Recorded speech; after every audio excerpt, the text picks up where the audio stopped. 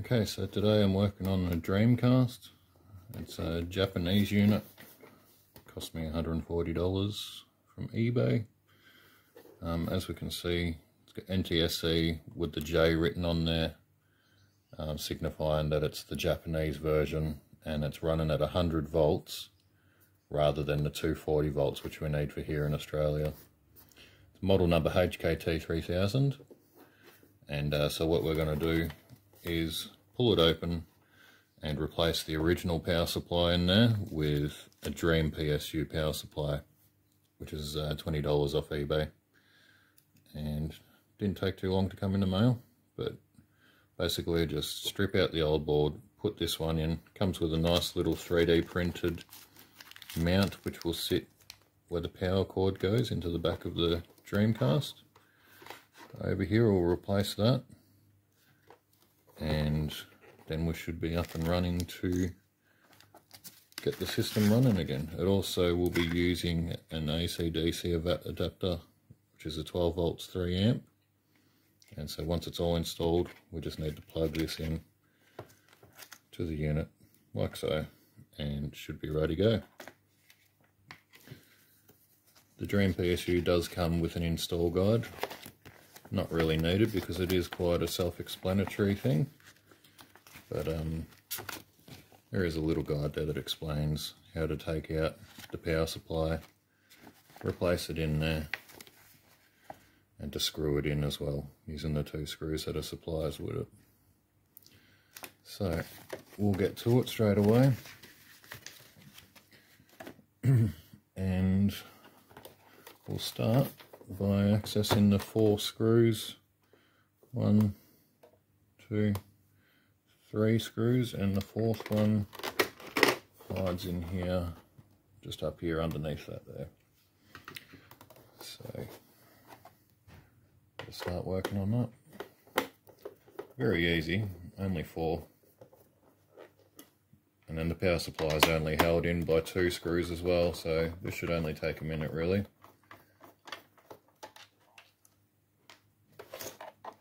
Helps to have a magnetic bit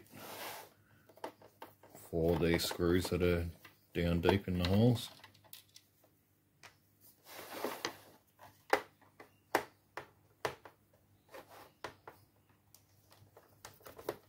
Just very carefully open them up. Got the IPA there in case I need to clean anything, but I have been into this system once already, so it should be rather clean. So those screws are off, which means the whole top of the console should easily be removed like so. And now we've got the power supply over here, and if I was to plug this into the 240 volt mains, we're going to blow a whole heap of these components.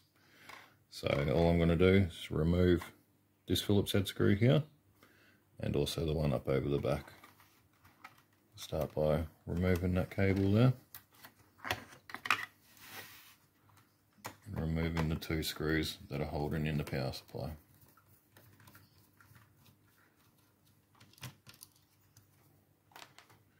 The Dreamcast is quite a easy system to mod. You can completely remove the entire Laserdisc system and install an SD card. I've forgotten what that mod was called, but that whole thing comes out and you replace it with an SD card reader. You never have to deal with discs again, but for now I'll just work on this power supply. So, a little gentle wiggle. We do have a little clip on the side here. Got to make sure that that is to the side to release the board. And then these pins here are holding down the PCB as well. So we lift it straight up and the whole board will be removed like so.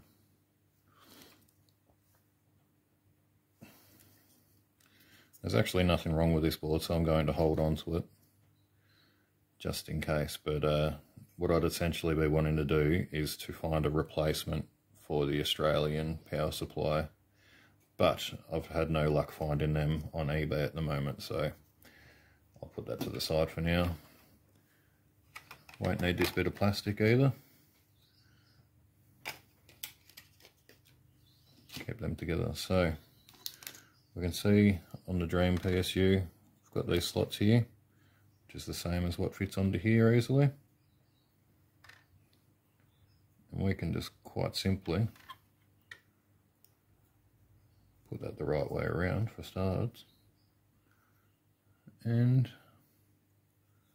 let me just double check this. There are some holes in the slot there, and they need to neatly fit onto the PCB.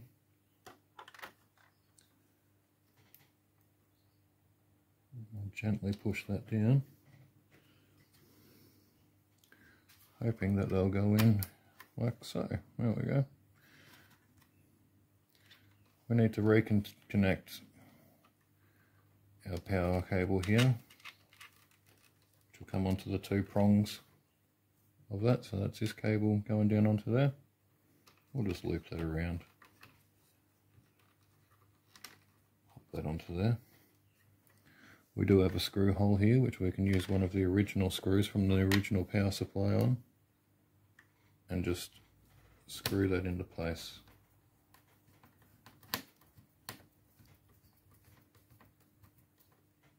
And it shouldn't be able to move around at all now. Nice and secure. The last bit that we have is using the 3D adapter. Sorry, the 3D printed portion. It's actually not 3D printed, I've just realised. I was told online that these were 3D printed, but that seems to be an extruded plastic piece, which is much better, because there was a lot of word out there saying that the 3D printed ones were just a bit cheesy. So just carefully screw the plug together, and you should easily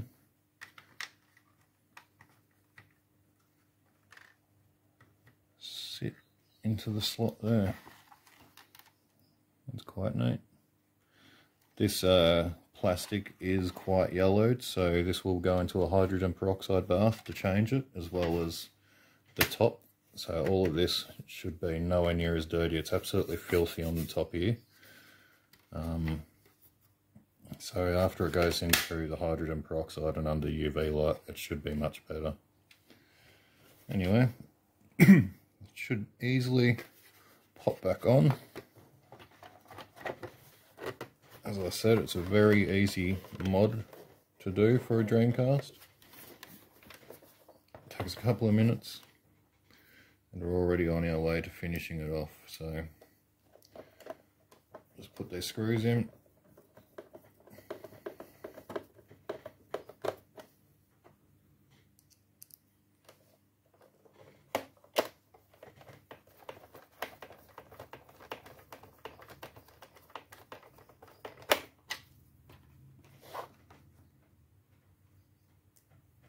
Also got Dreamcast controller here with the memory stick inside.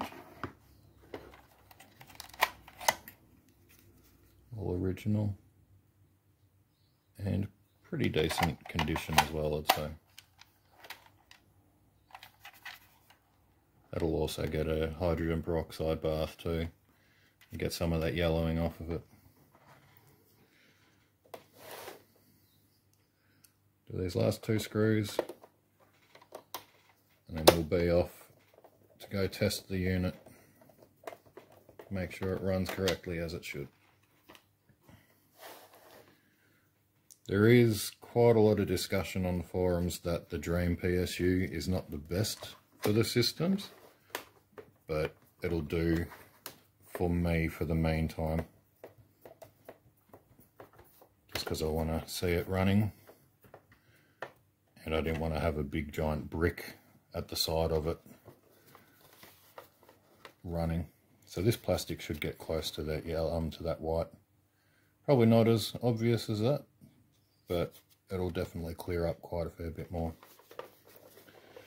Okay, so it's time for me to go chuck it into the telly and see how we go. I'll be back. Right, so I've just brought it down here to do an initial test of the system and make sure that everything I've done is working correctly. So plug in the power supply and give it some power.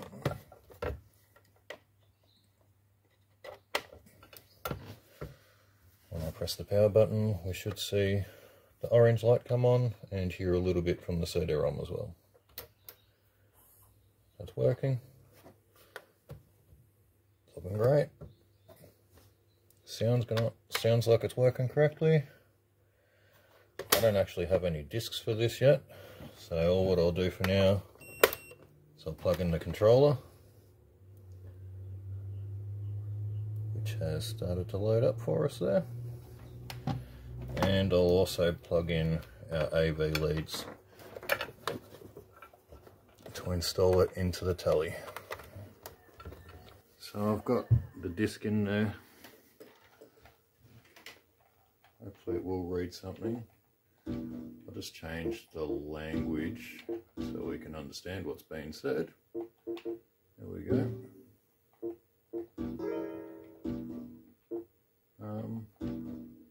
Seems to be struggling to read that disc for some reason, but that's okay as long as it's gotten up to this part. So yeah, it's looking good.